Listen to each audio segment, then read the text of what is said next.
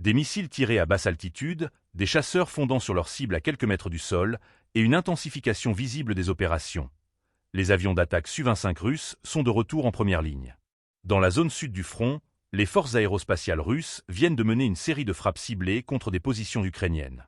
Selon le ministère russe de la Défense, ces attaques ont été lancées à l'aide de missiles air-sol, visant des unités actives sur le terrain dans un secteur qualifié de stratégique.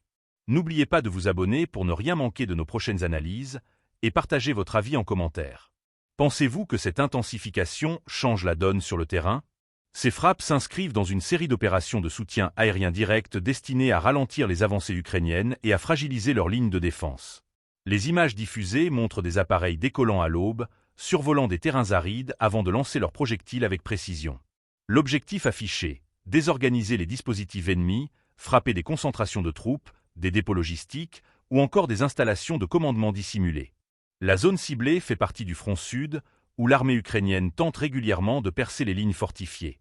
Selon les informations russes, les frappes auraient permis de neutraliser plusieurs positions ennemies. Aucun bilan humain précis n'a été communiqué, ni confirmé de manière indépendante.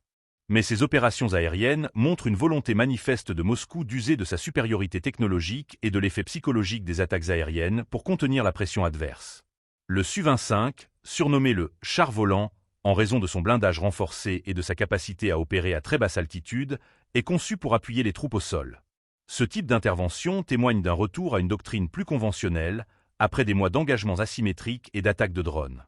Ce sont désormais les chasseurs tactiques qui reprennent le devant de la scène, avec une campagne de frappe coordonnée dans un secteur hautement disputé.